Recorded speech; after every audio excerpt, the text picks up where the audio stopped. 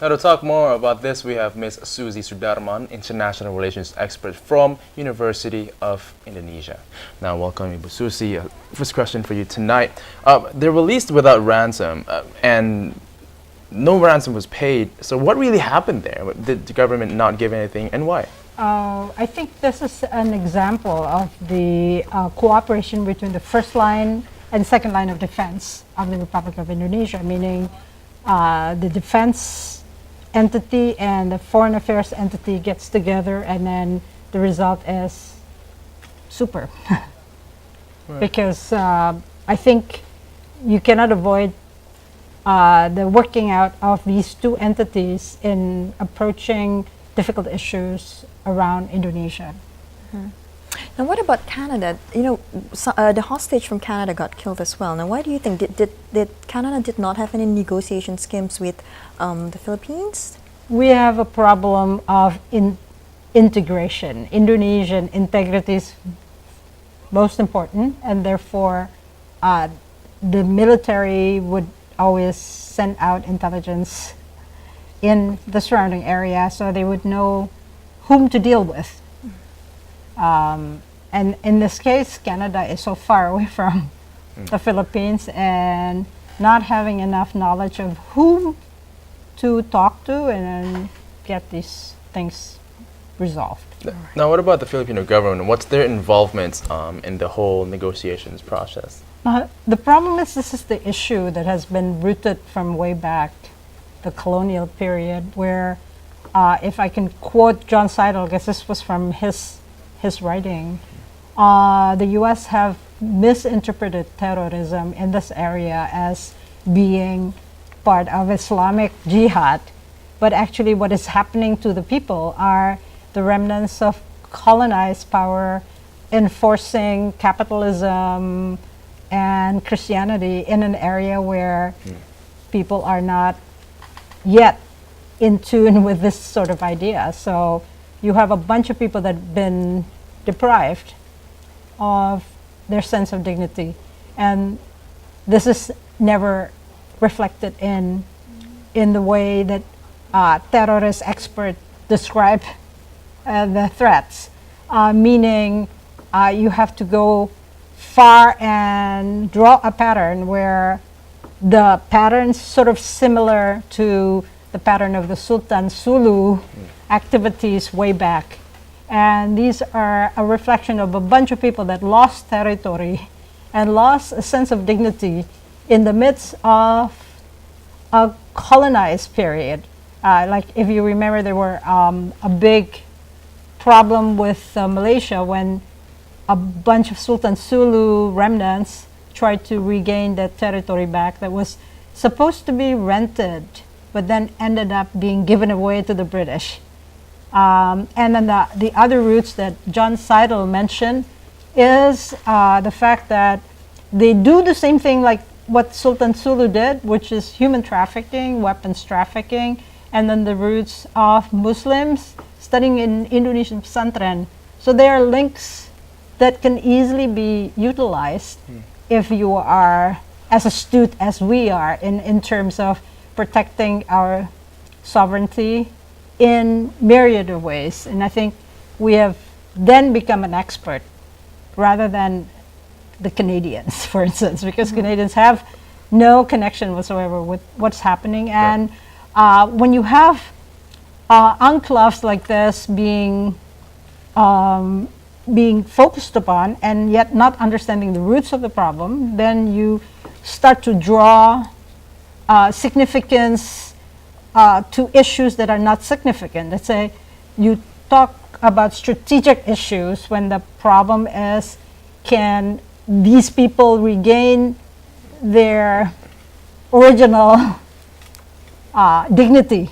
Right. And not lose track that these people may have become more virulent or more violent because they have been deprived and not addressed properly. But this issue is a huge problem for Asean in terms of security. What is ASEAN doing sort of to solve this issue together? ASEAN has never been a good organization for intervention. an ASEAN way is talk only and no action. And so when you have problems within a country, they usually dance around it and not really bother to go to the Philippines and say, oh, Dimash, do something about these people and resolve it. It's like when Thailand had a war with Cambodia, it was never really resolved by ASEAN. We thought we have helped ASEAN by influencing Myanmar to change into human rights adherence. But that's not the same as telling them, what do you do with Rohingyas? Okay, Rohingyas is around us, and they have never resolved that. And an issue that is always hanging in the air: is ASEAN a good organization, or is it effective, or is it something like its only function as talk only and no action? Now, So when it comes to Abu Sayyaf, right? They have held these hostages and asked for ransom. Now, are they looking for money, or is it just purely territory and power? According to some sources, they say Abu Sayyaf is losing fame, and therefore they try to reinstate their existence by saying, okay, I'm doing this, I'm still here, guys, look, do this, okay. so you just want to be remembered in a sense. Remember that there are people that are not having the right kind of expression that can be expressed within a country, because we have never experienced this in Indonesia, so we cannot sort of relate what exactly happened in there. But John Seidel, I think, have dealt with the Philippines, and so I can happily quote him as being, people do not understand that nationalism is important in this case. What about the Filipino government, and what are they doing to stop Abu Sayyaf? Oh, Or well, are they doing anything? they were helped by Indonesian military to pacify the Moro liberation groups. And so we have the TNI actively knowing this area, and we have now ex-terrorists coming home who are right in the midst of their training programs and that sort of stuff. So we are much more in tune, because we are right there. Like, if you go to Sangir, most Sangir people go to Mindanao. You know, it's like it's less hours to sail to the Philippines rather than to go to Manado. Okay. So you have a lot of Sangir people living in the Philippines, and they don't have KTP, and they become either stateless or because these are very close in terms of maybe cultural, and maybe also traditional roots. So Now, for other people, this doesn't ring a bell. Okay. now we have 4 hostages left. What do you think is going to happen in terms of negotiations of handling of these? According to the deep informed people in my department, the 4 people are actually emissaries that was used to release them. So there was not talking about ransom and stuff. Could be intelligence people All right. going in, picking them up. Okay. Alright. What is the difference between Abu Sayyaf and Santoso Group?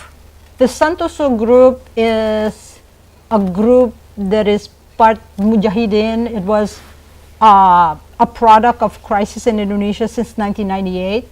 So the Santoso group is sort of like connecting to that brouhaha of Islamic fervor after Suharto fell, but we don't have a problem like the Moros, meaning Santoso would be just a little spike maybe of violence, and they try to connect with ISIS, so they become famous and have some Uyghur coming or some Turkish people coming in, but they would not be as effective as the Abu Sayyaf group, because we as people have never lost our dignity in terms of that the whole populace want to be against the West, or be against Christianity, or be against anything that's smack like capitalism. It is just a small group that tries to vent their little small groups' anger showing to people that we have this mujahideen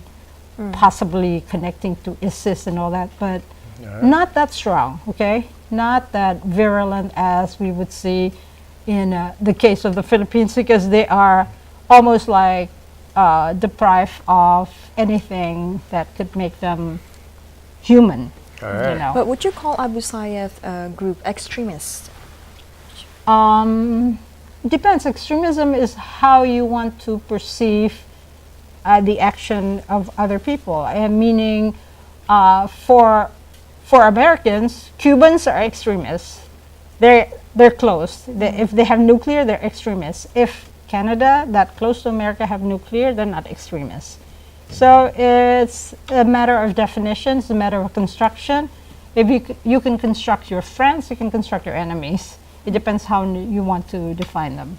All right. Suzie Sudarman, international relations experts from University of Indonesia. Thank you so much for your time. Thank you so much for your time.